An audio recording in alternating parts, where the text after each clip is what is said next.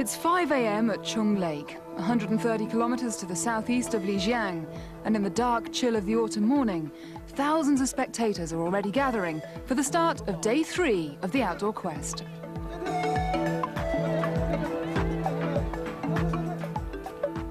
The steep banks have given the locals a grandstand view of what will be the beginning of one of the toughest days in the history of the race. The day begins with a 14-kilometer kayaking leg on the sometimes choppy waters of the lake.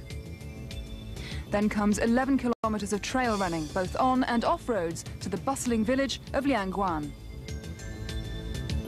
The third leg, 31 kilometers of mountain biking, runs through flat agricultural areas before a fast descent to Yunnan Bridge. Then the teams will enjoy a 12-kilometer adventure skills section involving a zip line across the Jinsha River. Then things get really tough with 60 kilometers of mountain biking, including a 1,500-meter climb within 28 kilometers.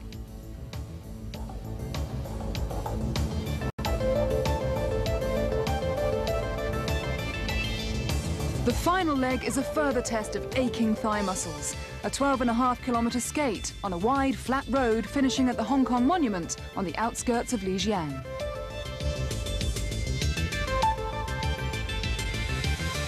By the time the light broke over the lake, thousands of spectators had made their way to the shore. It was an incredible sight. This part of northwest Yunnan has rarely seen foreigners, let alone an event like the outdoor quest. This is amazing, unbelievable. I can't believe all these people are here. It seemed like the whole county had turned up to catch a glimpse. Run down here, you go to your boxes. The only thing you can First of all, some instruction. Dawn may have just broken, but there was every chance most of the teams wouldn't make it to Lijiang before the sun set. So race director Murphy Reinschreiber let the teams know what to expect. And then the wait for the start at exactly 8 a.m. It was to be a Le Mans start, with a 50-meter run down to the kayaks waiting on the shore. First away were race leaders Team Nokia Adventure. The Finns were looking to extend a lead that they'd built up over 2 amazing days of racing. Last away, Margana Rata of Team San Jose Pedicab. An old knee injury was playing up. She'd be lucky to finish the day, but she was determined to start it. Down at the shoreline, the teams were getting their equipment sorted out for the kayak leg. The surface of the lake is not that calm, so priority lies with ensuring no water can get into the boat. Each team had 2 boats to launch, and at least at the start, no team had an advantage over any other. The only advantage could be gained by speed of transition. So each team had planned carefully how their equipment would be stacked and what refreshment they would need to carry. Then they could launch their boats. Team 2's gone. No. Team 2!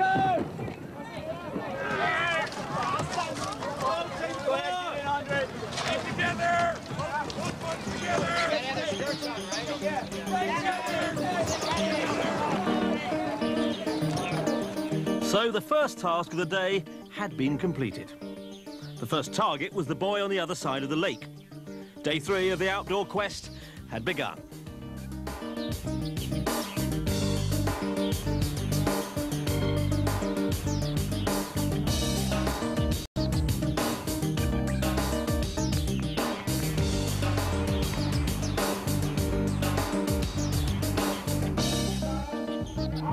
On day 1, the crowds had also come out in their thousands to witness the start. Throughout a spectacular course, they were treated to some of the finest adventure racers in the world, showing their expertise on foot, on mountain bikes, and in kayaks and native boats. As the race neared its climax, it looked as if Team Australian Beef, including triathlon legend Paul and Newby Fraser, would win the day. But they were passed by Team Nokia Adventure and Team Beaver Creek, who treated the spectators at the finish line to an incredible sprint finish. After more than 10 hours, it was Beaver Creek who came home first by just 2 seconds. And throughout day 2, it was the same 2 teams who dominated proceedings, but not before French team EADS Bow No. 2 had taken an early lead. There was bitter local disappointment too, as Team Mile 7 were forced to withdraw as illness struck their female member, Zhang Hongzhu. Up ahead, the lead swapped hands between Beaver Creek and Nokia Adventure until the Finns passed their American rivals on the final leg to enjoy the honour of taking the yellow jersey of race leaders.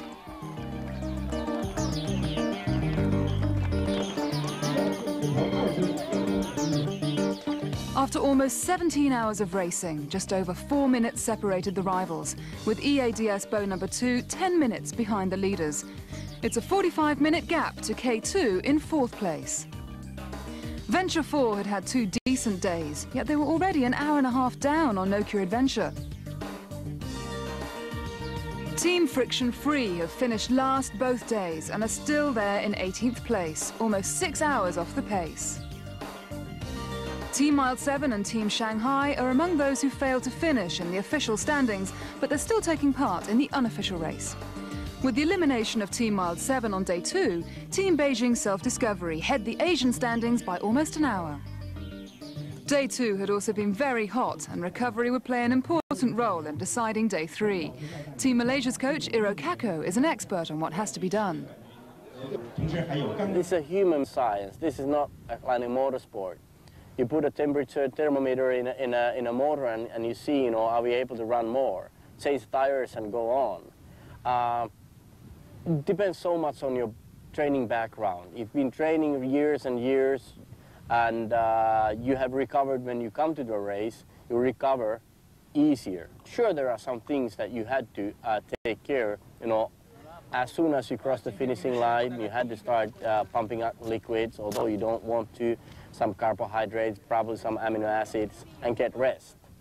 But you had to also prepare and recover mentally, because if you start to be afraid of the next day, it's over already. So you had to be looking forward and say, well, it was a great day, but tomorrow we'll do it again. Doing it again are Team Nokia Adventure. On the first half of the first leg of day 3, they're once more leading out to the buoy on the far side of Chang Lake.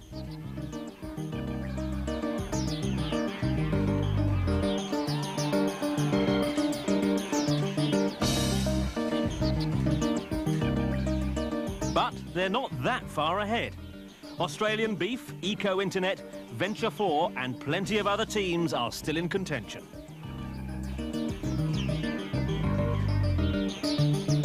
Team Beijing Self-Discovery have also made a good start to day 3. On the final stretch back to the transition area, though, Nokia Adventure make their power tell.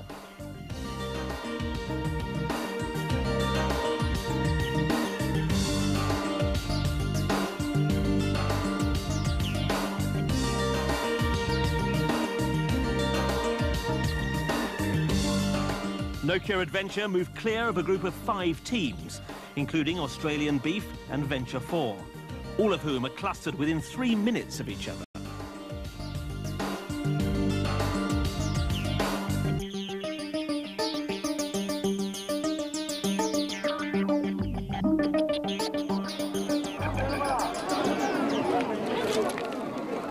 With a 2-minute advantage, Nokia Adventure make the transition area first. It's the only water leg of day 3, so all the life jackets and equipment need to be packed away in preparation for the trail run.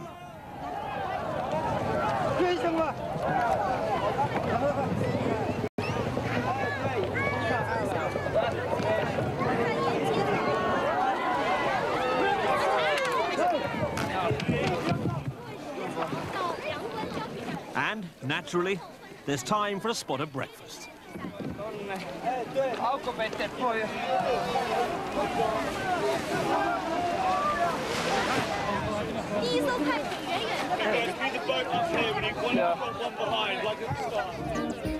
The refueling is more than necessary.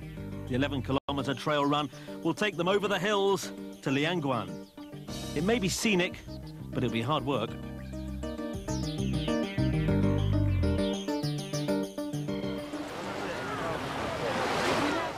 Speed and organisation are, as usual, key in the transitions. The correct equipment and refreshments need to be taken on board. It's important to get it right, because the next transition area is 11 kilometres away. That's about an hour.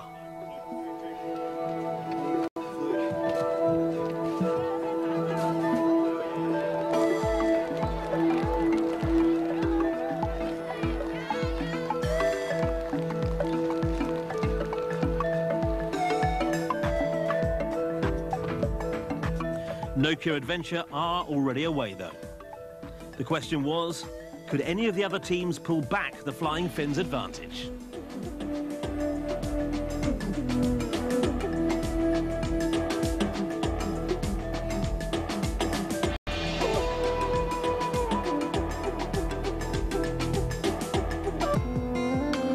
As the leaders headed out on the run away from the lake, back at the transition area, a very personal drama was being played out. 36-year-old Margan Arata of Team San Jose Pedicab had decided that her sore knee would not withstand the demands of the day ahead. Part of the challenge of the Mild 7 outdoor quest is knowing your inner self, and for Margan, it was the right choice. For her, the race was over.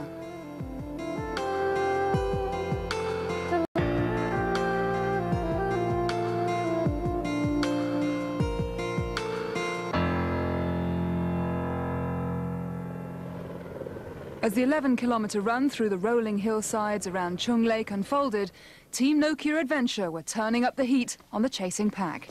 Having established an advantage of nearly 2 minutes on the kayaking leg, Petri Forsman's team were pulling further ahead of their closest rivals, Team Australian Beef.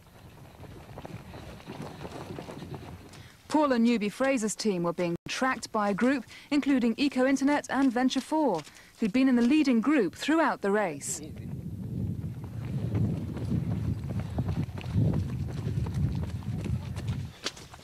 Just a few meters behind, the Finns of Team K2 were closing in, while the French quartet of EADS Bow No. 2 were making steady progress on the bumpy trail. They'd started the day in 3rd place overall, and their female athlete, Isabelle Mouton-Micheli, had so far been one of the stars of the show. Isabelle and twin sister Beatrice, who is competing with EADS Bow No. 1, were both members of the French Olympic triathlon team in Sydney, but their preparation for the tough trails of Lijiang were very different from their usual road running technique. I think there's a big difference between road running and trail running. Physically, it's easier on the trail because you are slower, but mentally you have to be concentrated, always to watch where you're going to put your feet, and you always have to be to keep concentrate, not to watch around, just to look at your feet and watch where you put your feet on. And on the road, you have just to concentrate on your pace and to go hard, that's all. On the trail, your ankle must be more flexible because you have to adjust your feet to the land, and it's harder for your calves too and for your legs. So it makes a good workout, good musculation. So it's good complementary with road running, because road running you can go faster, but you don't use as much your calf and your legs and the flexibility of your ankles. So it's a good combination to train on both.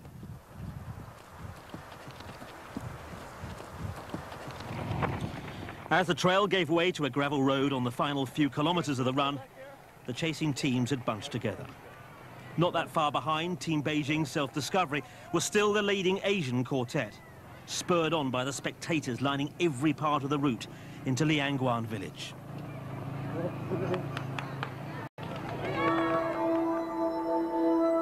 But the run had confirmed one thing. Team No Cure Adventure are masters of all 7 disciplines in the race. While 4 of the 5 chasing teams ran in a group, the Finns were still able to pull ahead, and as they approached the transition area for the start of the mountain biking leg to Yunnan Bridge, they were now more than 5 minutes ahead of their closest rivals.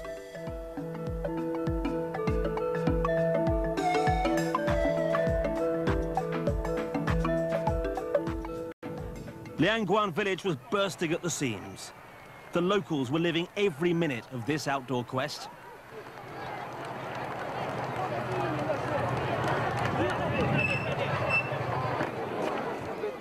The reigning champions' race strategy was clear. With a 5-minute cushion, they could afford to be relatively relaxed in the transition areas, making sure that they were refuelling properly and reducing the chances of any team member experiencing difficulties later on in the day.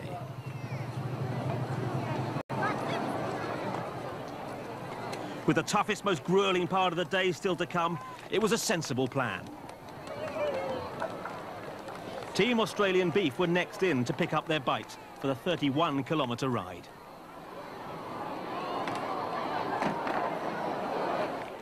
And less than 2 minutes behind, the group of 4 chasing teams had worked together to maintain the pressure on the leaders. K2, Venture 4, Eco Internet and EADS Bow number 2 entered the transition area as a group, just as Team Australian Beef were leaving in pursuit of Nokia Adventure.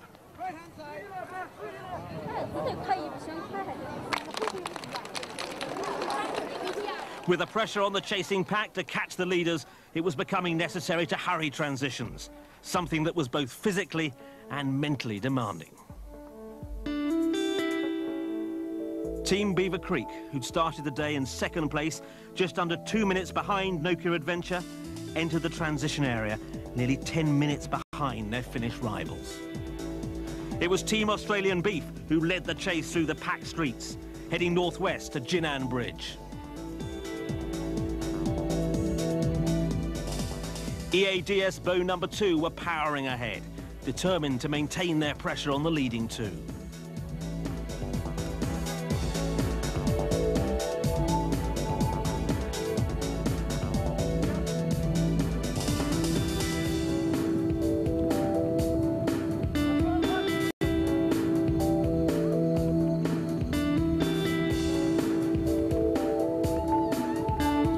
The bravest performance of the day, and perhaps the whole race, was Team Eco Internet's Danelle Balangi, who was negotiating the course with her arm in plaster after breaking her wrist in a climbing accident.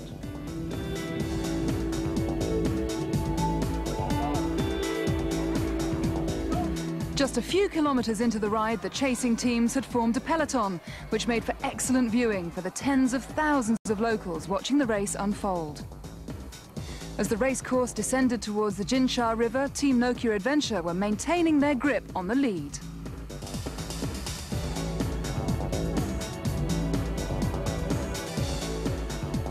Five teams now made up the chasing peloton. As in the Tour de France, the leaders were constantly swapping to keep the group moving as quickly as possible.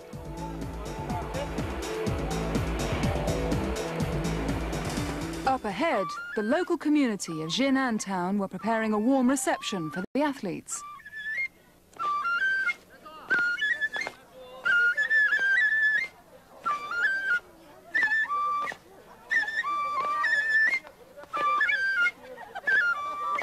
Throughout the 3 days, the competitors had been amazed by the numbers that had turned out to watch them, and inspired by the enthusiasm of the local crowds. As Nokia Adventure powered their way down towards the bridge, the chasing group had made no impact on their lead, but they were still pushing hard over the final few kilometres.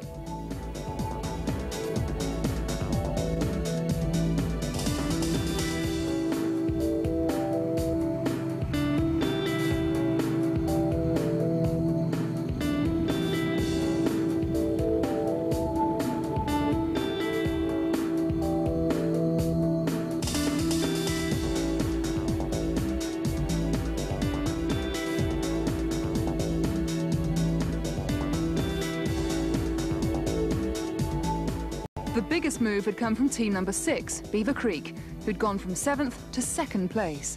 No great surprise for the best mountain biking team in the race. But they'd all had to face one indisputable fact. Everyone was now playing catch-up with the leaders. After 31 kilometers of mountain biking, Team Nokia Adventure had powered away to extend their advantage to 7 minutes 53 seconds. And as they reached the transition area at Yunnan Bridge, they were looking calm and relaxed.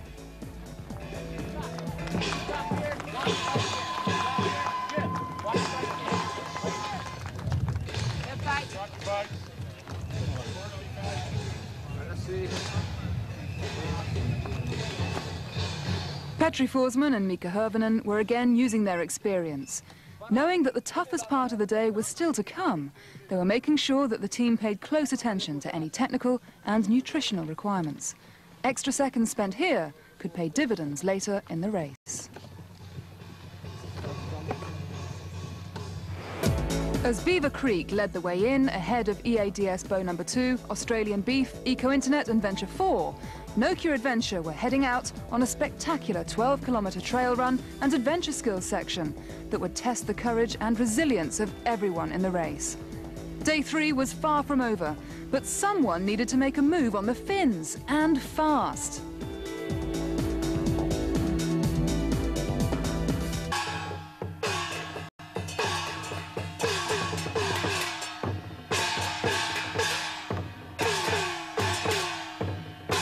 At the Yunnan Bridge, local festivities are in full swing.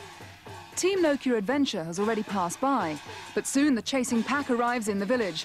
The peloton includes Venture 4, Australian Beef, and most importantly, Nokia's closest rivals, number 6, Beaver Creek, all determined that the flying Finns don't get too far clear.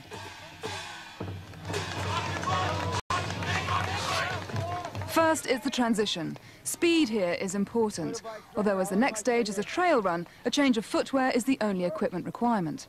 5 teams arrive in the transition area within a minute, so the need to be first away is more important than usual.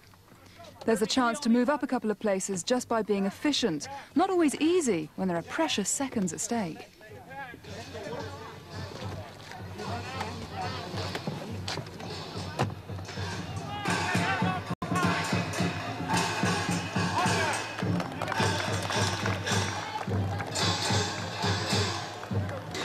Australian Beef and Beaver Creek are among the first away. But with an 8-minute lead, the Finns of Nokia Adventure are already out of sight around the river bend.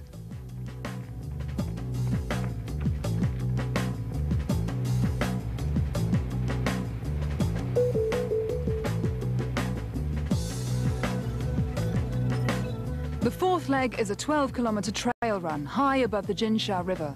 6 kilometres to an ancient bridge and 6 kilometres back. The course varies from road to goat track and rises 500 metres from the Yunnan Bridge. It's tough, but with the enthusiastic support of the locals, the Finns begin to extend their lead.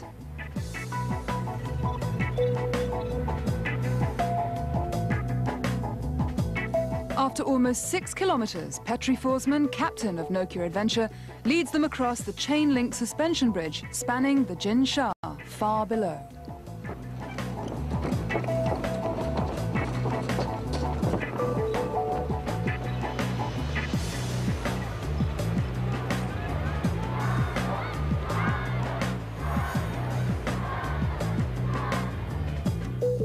After crossing the river, the teams go on a short loop before going back over the bridge and retracing their steps to the transition area. Still in pursuit of the Finns, team number 5, Australian Beef, and number 6, Beaver Creek, exchange 2nd and 3rd place.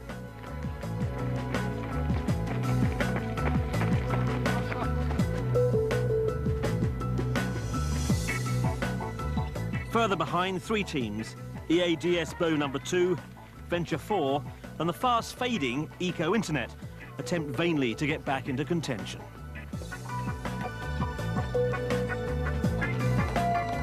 But Nokia Adventure are simply pulling further and further away.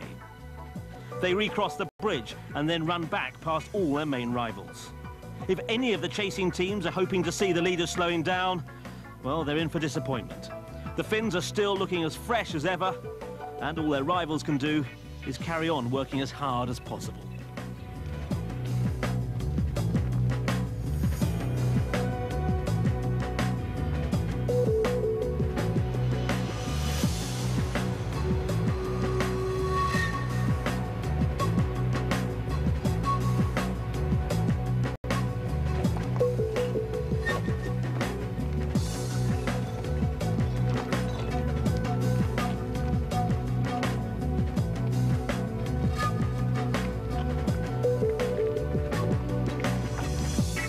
Team Beijing's self-discovery's ambition is to finish as the top Asian team, and their trail run is a revelation. They're 7th fastest overall, almost 5 minutes ahead of experienced campaigners like Eco Internet. Now trailing by almost 10 minutes, Beaver Creek and Australian Beef are first back across the chain-link bridge in pursuit of the Finns. Last team away from the start area were Friction Free, bottom of the official standings, but still running. Shortly after leaving the transition area, they bump into Nokia Adventure, already over an hour ahead. While Friction Free still have the trail run to conquer, Nokia Adventure can look forward to the next challenge, back at Yunnan Bridge itself. It took No Cure Adventure less than 1 hour, 24 minutes to finish the trail run, almost 3 minutes faster than any other team. Back in the transition area, though, it's time for a rummage through the equipment for harnesses, clips, and anything else. Because now the outdoor quest throws up the most spectacular and exciting part of the day. It's a challenge that you wouldn't want to face without the right equipment.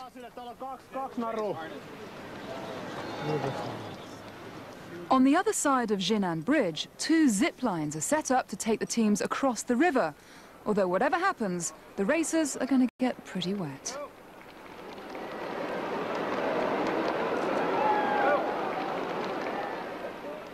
It's a drop of 20 meters down to the river, but little more than halfway across, the momentum from the initial fall is spent.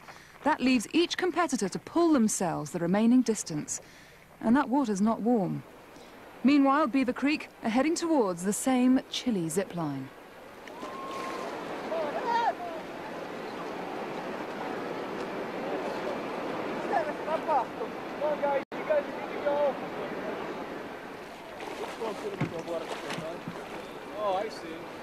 After pulling themselves across to the other bank, the next team members can be clipped in. The last of the Finns is female member Elina Mäki-Rautiala. Go. Go, go, go.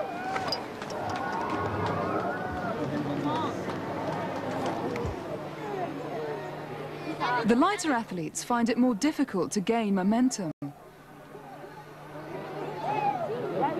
While Mäki-Rautiala dangles above the river, the second team comes into view. Beaver Creek have established a 90-second advantage over EADS bow number 2. With 2 zip lines in operation, queues are sure to develop on the bridge, and reaching the jump-off point first is a distinct advantage. Finally, No Cure Adventure complete their crossing. And as Beaver Creek arrive in the transition area in preparation for their zip line, the Finns are about to commence the next stage, a 60-kilometre bike ride. So, after leg 4, the 12-kilometre run had been dominated by Team No Cure Adventure, who'd increased their superior lead by almost 12 minutes. The chasing pack was still bunched together, and Teams 5 and 6 swapped places. It was Team 6, Beaver Creek, who won that battle and finished leg 4 in second place. As No Cure Adventure prepare for their mountain bike ride, Beaver Creek take refreshment as they prepare for their zip line. For No Cure Adventure, leg 6 doesn't start well. Elina Mäki-Rautiala loses concentration and falls at the start, grazing her elbow. Not too serious, but then with a vertical climb of over 1,500 meters coming up, it's something she could do without.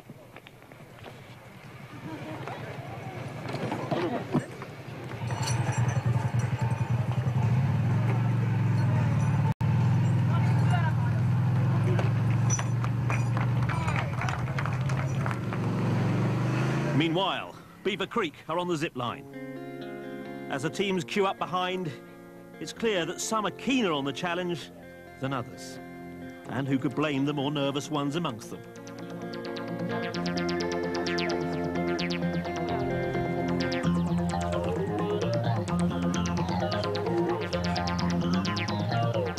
Hey, you ready? Come on over.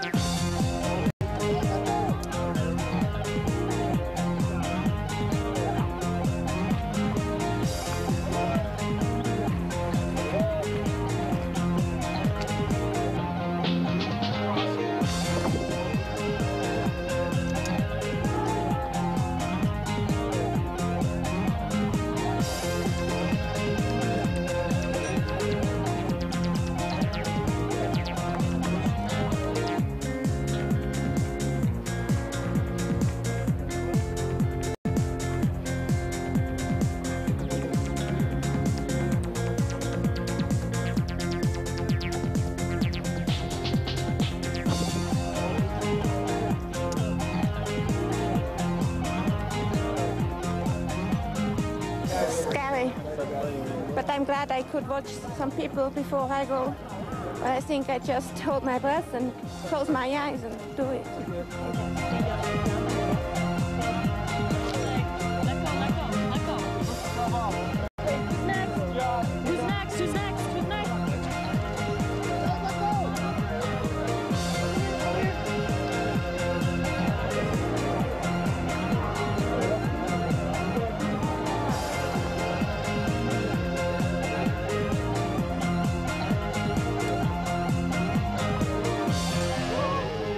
Beijing's self-discovery arrived at the transition in 8th place after their brilliant trail run. But for them, the zip line is not a particularly easy experience, although it's certainly a wet one. Most of the teams end the skills section soaked through. Still, they'll have plenty of time to dry off. After the thrill of the zip line, ahead lies the most daunting challenge of all. The race is far from over.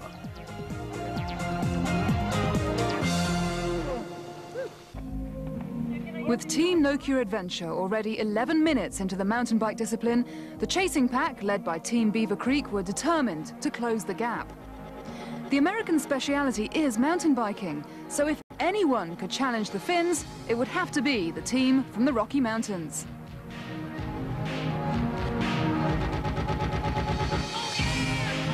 The start of leg 6 began with a huge climb up and out of the river gorge, and even though the incline wasn't steep, it was a long 28 kilometers of unforgiving riding, something at which Team Beaver Creek would excel.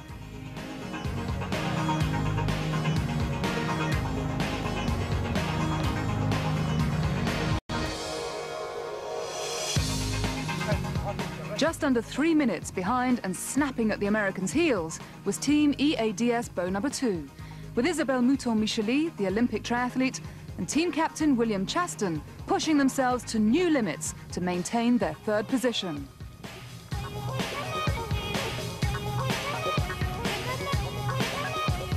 Team Australian Beef had been in 2nd position after the early morning kayak and trail run, but a slower bike ride after leg 3 and a tiring trail run in leg 5 had seen them slip down into 4th place. Team Venture 4 were working relentlessly to keep within the chasing pack and saw mountain biking as one of their main strengths. But at the top of the winding road, where the 60-kilometer course flattens to display some incredible views, it was Team Nokia Adventure who was steaming into an unassailable lead.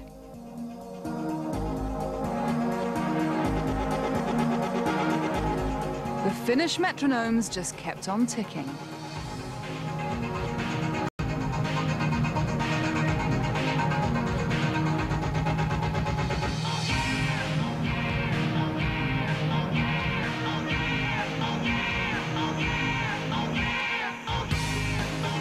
Leg 6 consists of 60 kilometers of mountain biking in all, but the real challenge comes in the first 28. The total climb is 1,500 meters. It's longer and higher than any climb in the Tour de France. Team Eco Internet lost time on the trail run and even more on the zip line. They departed the transition area some 40 minutes behind Team Nokia Adventure. The climb ahead will be long and unforgiving. It's not an easy stage to make up time. Paul Huddle, our athlete cameraman, gives an insight into some of the feelings the teams might be experiencing. The athletes are already well into a long, hard day. The hardest part is going to start right now. We're going to be climbing 5,000 feet in about 17 miles. My heart rate right now is in the low 90s, 93 right now. Let's see what it's like when I get halfway up this climb. Team San Jose Pedicab's injured female athlete, Morgana Rata, could only watch from the transition, but her colleagues continued the climb. 2 of them, Mike Prinville and Dorsey Moore, originate from California, where their vocation has given them good preparation for this. We're ready for the hills. Bring them on. Pedicabbing is almost like riding uphill, and we do shifts from anywhere from 8 to 14 hours at a time, so your legs really start to turn into steel girders. But what about the mental training? The key for me is just to focus in on the positive, so focus on what doesn't hurt and what I'm doing right rather than the negative, what hurts, and just kind of keep the energy positive and kind of keep it flowing. I think it's always easy to be over-aggressive on a hill climb. You see the hill, you size it up, you think, I can do this. You get about halfway up and you start to rethink those expectations. For me, it's all about patience, about working all the way through the hill, cresting the top of the hill, keeping a good pace going, good RPM on the cycles, staying in the saddle. I think it's important. Get out of the saddle for short spurts, but it's not something you could sustain. So good balance of staying in the saddle and being patient. Actually, I'm a better uphill biker than I am downhill. I'm kind of a pansy on the way down. I tend to ride my brakes, but I like the uphills, but I can get through the downhills.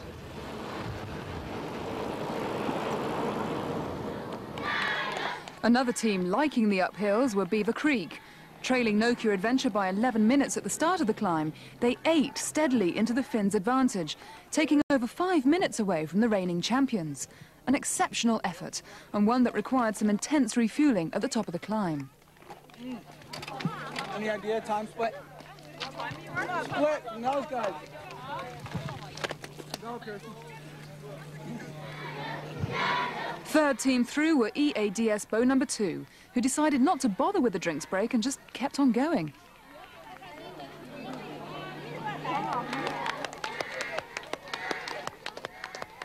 That wasn't the case with Australian Beef. Robbed of seemingly certain victory on day 1, when one of their members, Novak Thompson, started to suffer from dehydration, those who needed to stop at the water station stopped. Time spent here means time saved later.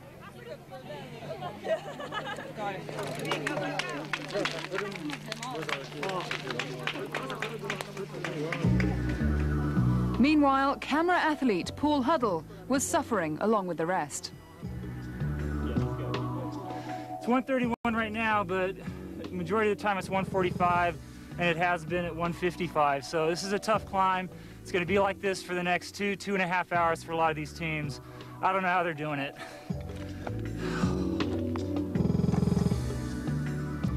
No team took less than 3 hours for the leg. Some took over 4. All were tested to the limit, as the roads seemed to go up, and up, and up.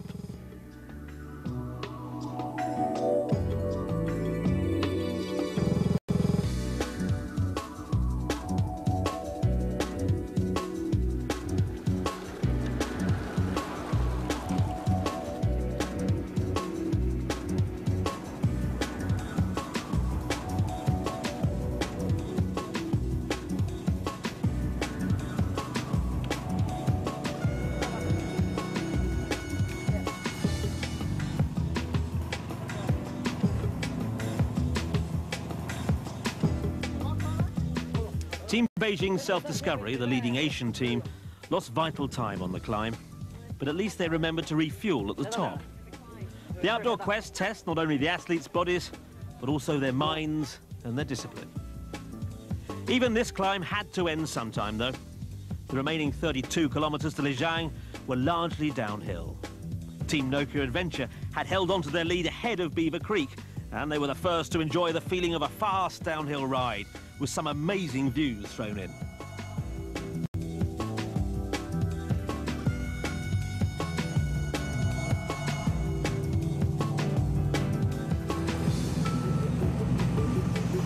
Now, there had been those who'd questioned whether the 2 new members of Nokia Adventure could cope with their first exposure to the demands of the outdoor quest. Those questions had been answered. This was a team that seemed to have no weak links at all.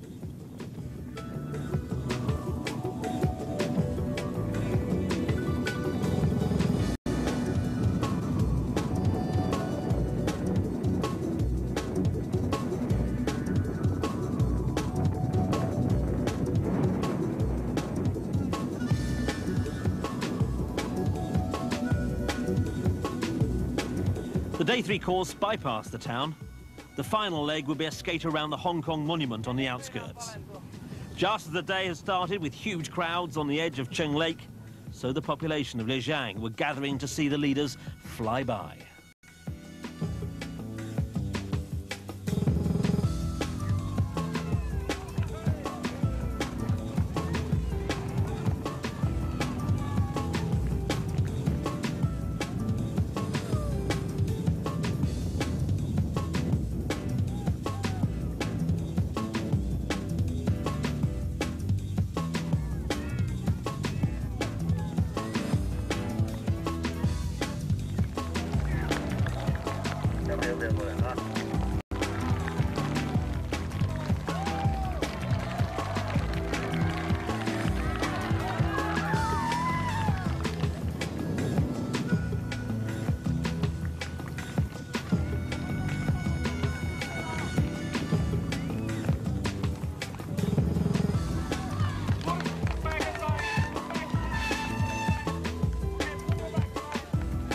By the time Nokia Adventure had entered the transition area, they'd been racing for nearly 8.5 hours, and their lead over Beaver Creek had been reduced to less than 7 minutes.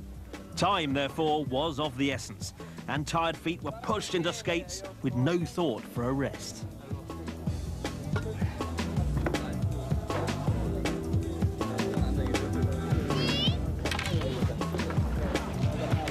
However, this form of skating bears similarities to cross-country skiing, and that is something at which the Finns excel. If Team Beaver Creek want to overhaul them to win the day, the next move would have to come from them.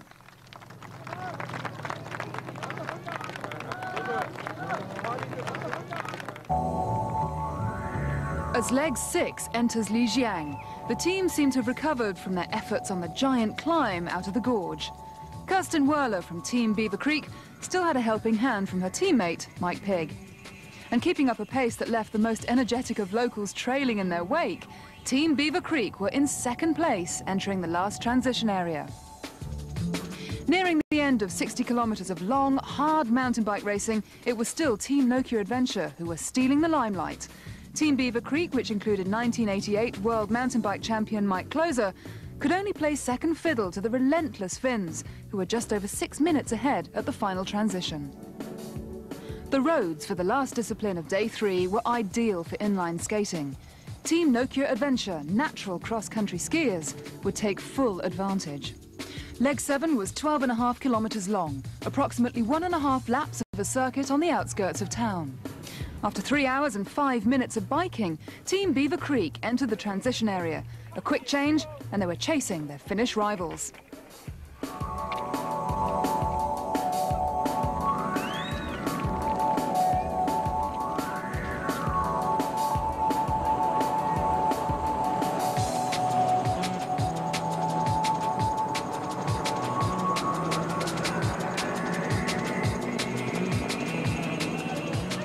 It was Team Nokia Adventure who entered the cobbled pavement of the Hong Kong Monument in first place, in a time of 8 hours and 57 minutes. The longest day in race history, and team captain Petri Forsman was still relatively unfazed. I think we had quite good feelings there, and we feel us very strong. We had a little bit problem after the hill in the flat part, but it was so short, so it was the downhill after that. Team Beaver Creek ploughed on as the afternoon heat rose from the tarmac roads. But as day 3 came to a close, everyone was aware that it would take an exceptional day's racing on day 4 if the Americans were to steal the podium position from the reigning champions. Beaver Creek were only 7 minutes behind Team Nokia Adventure in a finishing time of 9 hours and 4 minutes.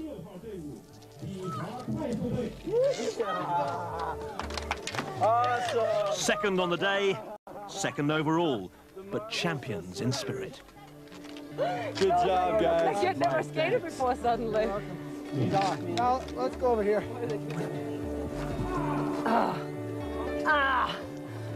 Whew. Oh, that feels good. Oh. 15 minutes behind and in the fading afternoon light, Team EADS Bow number 2 finished third. For the French team, it had been 9 hours and 20 minutes of exciting, strenuous and grueling competition, pushing themselves to unknown limits. And the face of Olympic triathlete, Isabelle Mouton-Micheli, said it all.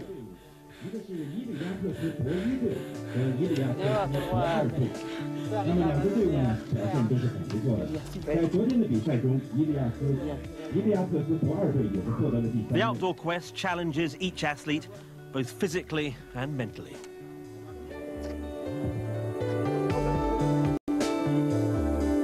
Team K2 maintained their steady progress. The Finns were more than competent on skates, but after such a day, their legs looked tired. They claimed 5th place. Team Venture 4 were still working hard as they entered the city streets. Team Australian Beef, who started day 3 with high hopes, had lost time after leg 3's mountain bike and leg 4's trail run, and the physical exhaustion was showing as Paula Newbury-Fraser received a helping hand from officials at the finish line, while 34-year-old Novak Thompson was totally drained.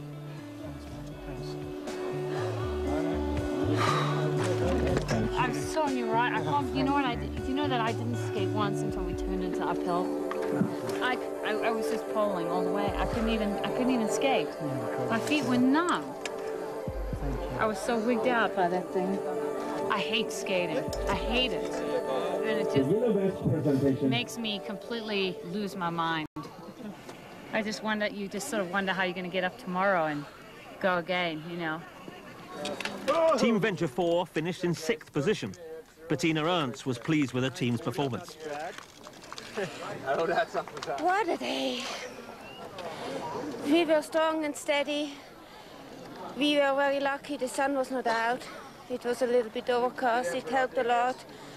But my 3 guys, they are incredible. The climb was long, but we just stayed with our pace, steady. You know, we didn't care if teams passed us, we just stayed with our game plan. And it worked well. You know, you had to save energy. Couldn't just go full out. There's still day 4 to go, and a lot of work to be done. We got to go fuel up now, think about strategy, and after it's all over, then we can really relax. But it's going to be tough. The end of day 3 saw Nokia Adventure move ever closer to retaining their crown, the only team to complete the course in less than 9 hours. That means that in the overall standings, the Finns had a cushion of over 12 minutes. Only Beaver Creek stand a chance of denying them. In 7th place, Team Venture 4 were just over 2 hours behind Nokia Adventure. Team Friction Free were a whole day's racing behind the leaders, but still in the overall standing. 5 teams are no longer in the official standings, but some, like San Jose Pedicab, are still trying themselves against the course. Beijing Self-Discovery entered the final leg in 10th place, but it was clear that the day had taken its toll on the team, especially Kongchang Lim, who made sure of some refueling before the skate.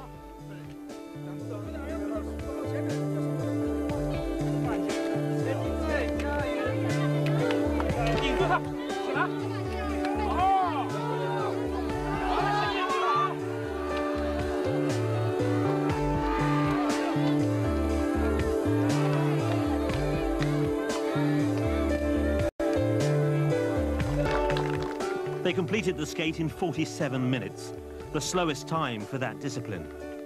They were still the leading Asian team, but the effort exerted was starting to take its toll on Con, who was in some distress. But they'd finished, and that was important.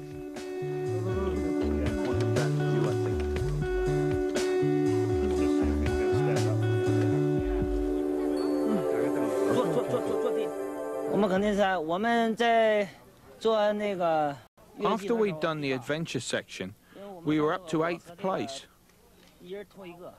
But today we really had to help each other in order to complete the race. With 3 Asian teams still in the official standings, Team Beijing Self-Discovery held a lead of almost 2 hours over the Japanese of Team Salomon East Wind. 1 day to go. Kongchang Lim was dehydrated at the finish, but with expert medical care, everyone was confident he'd be at the start line for day 4. Team Beijing Self-Discovery had not come so far to fail now. Day 4 would feature a climb up the steep slopes of Jade Dragon Mountain, taking the outdoor quest higher than ever before. But as the stragglers came to the finish line, it was time to reflect on day 3. It had taken the competitors further than ever before, and it had been full of the sort of memories that make the outdoor quest such a unique event. Join us next time as the outdoor quest reaches its climax.